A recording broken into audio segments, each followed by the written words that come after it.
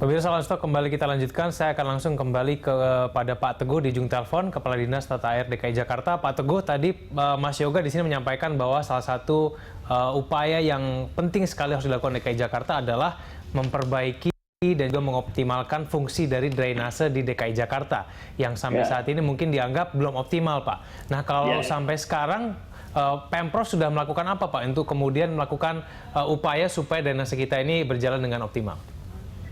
Yang jelas kita kerja keras untuk mengembalikan drainase yang ada.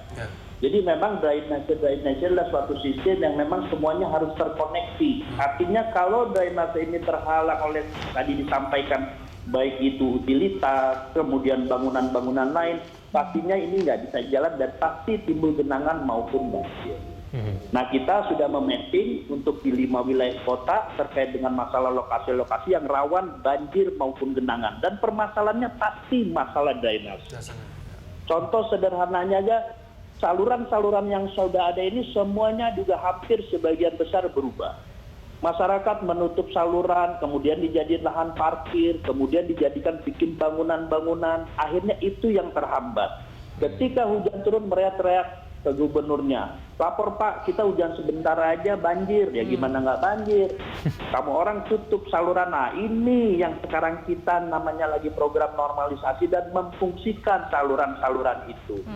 Gitu loh. Nah, ini diharapkan juga, memang program ini nggak segampang apa yang disampaikan tadi. Pencapaian 33% ya, bayangkan kita ada 267 kelurahan. Terdiri dari 44 kecamatan. Kalau dihitung jumlah drainase, kita ada 1.100 drainase.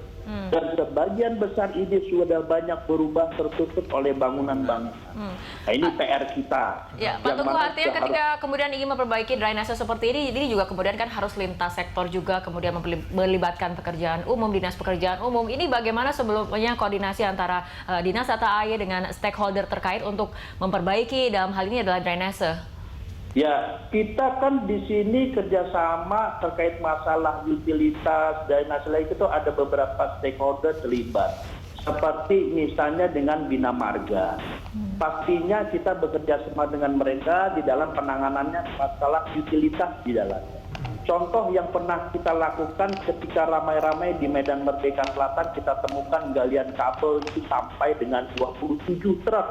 Mungkin pernah dengar kan cerita itu. Ya kan? Itu salah satu penanganan yang kita lakukan.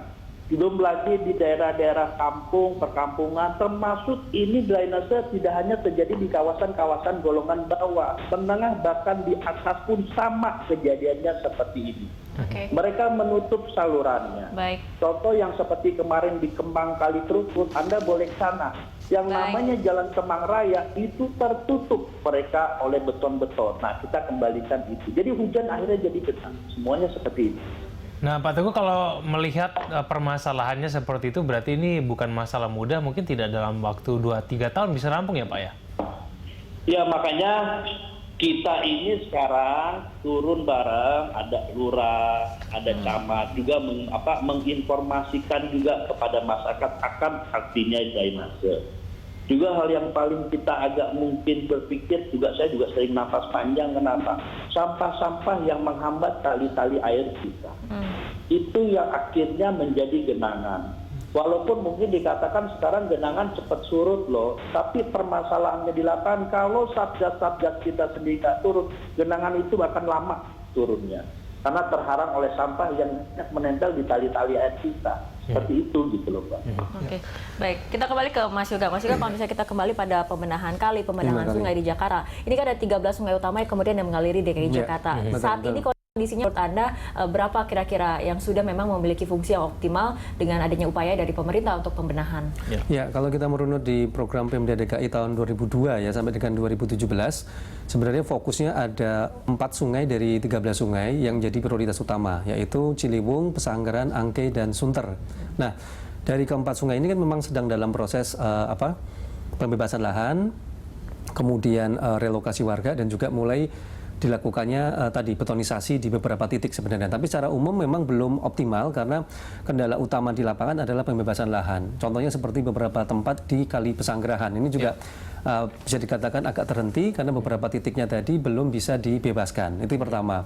Kemudian kedua, tentu kita melihat kasus seperti kasus Ciliwung ya, terutama ini kan baru bisa di Kampung Pulo. Sementara yang Bukit Duri kan masih dalam proses sebenarnya ini kan dalam penataan bantaran kalinya gitu. Nah, sementara yang di Sunter sama Angke ini masih dalam proses penertiban bangunan sebenarnya. Jadi belum ada upaya untuk pembebasan lahan karena pembebasan lahan ini terkait ada dua. Satu, kita bicara soal penempatan mereka akan direlokasi kemana. Tadi dikatakan bahwa rumah susun rusunawa terutama di Jakarta ini kan sedang dalam proses. Sebagian sudah penuh, sebagian masih dibangun. Bahkan hampir dipastikan untuk 5 bulan ke depan ini beberapa rusun belum bisa dibangun karena masih ada kendala dalam pelelangan proyek. Nah, ini juga mengakibatkan tidak bisa relokasi karena tadi tempatnya tidak ada yang tersedia. Ini PR yang kedua.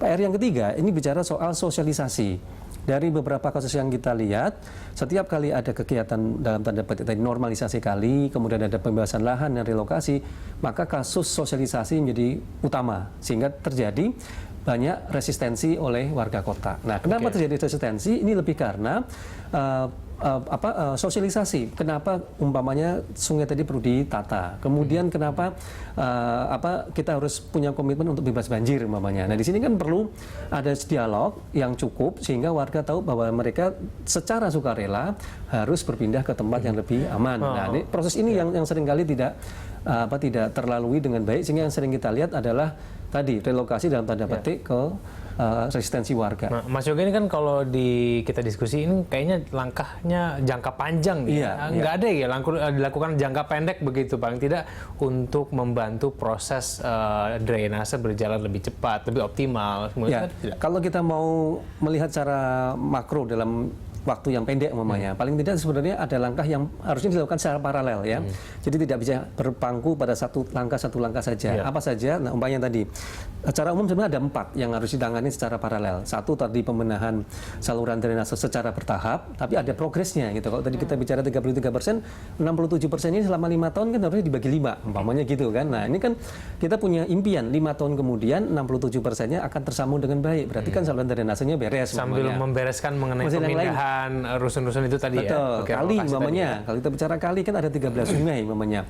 Kalau 13 sungai dibagi menjadi 5 tahun berarti minimal satu tahun 3 sungai yang harus ditata. Nah, progresnya bagaimana? Kan ukurannya jelas. Terus tadi revitalisasi waduk situ. Kadang ada 105. Kalau dibagi 5 berarti 1 tahun minimal ada 20 waduk situ yang harus kita benahi. Nah, progresnya sampai 20 atau tidak. Nah, kalau ukuran-ukuran itu tadi dipakai, kita akan tahu indikatornya seberapa besar pengurangan banjir tadi gitu.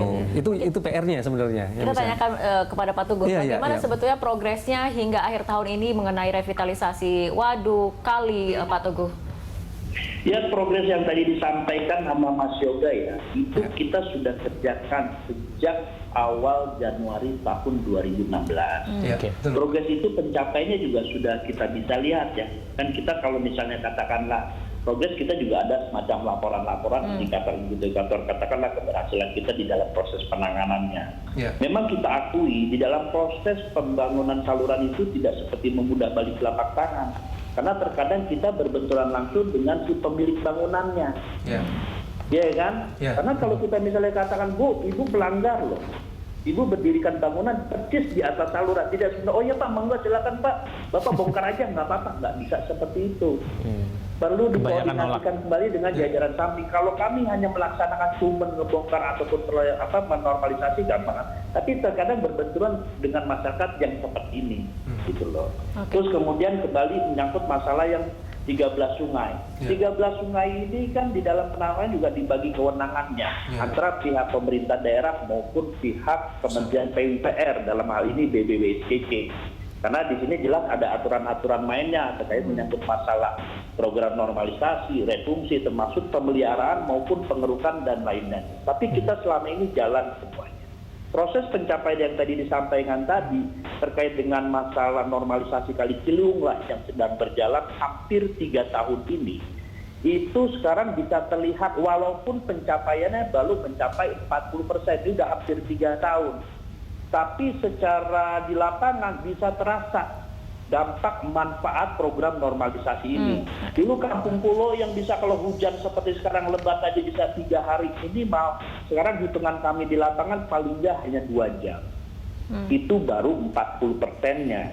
Artinya program-program yang menjadi dedicated program ini harus terus dilanjutkan walaupun memang kita tadi berhadapan dengan masyarakat. Nah, syukur alhamdulillah minggu kemarin pada hari Kamis untuk program normalisasi Kali Ciliwung kita sudah bisa membayarkan sebanyak 168 bidang. Baik. Dengan nilai kemarin itu 153 miliar. Karena ini memang prosesnya harus bertahap. Baik, Pak Teguh. 9.000 bidang yang harus kita bebaskan dari mulai katakanlah hulu hilirnya dari mulai wilayah selatan sampai dengan wilayah timur. Baik, Pak Belum Teguh. program normalisasi lain-lainnya seperti sekretaris, angke, tegal abad dan lain-lainnya. Ya, baik Pak Teguh, kita akan lanjutkan perbincangan. Mas Yoga, kita akan lanjutkan perbincangan, tapi kita ikuti jeda berikut terlebih dahulu.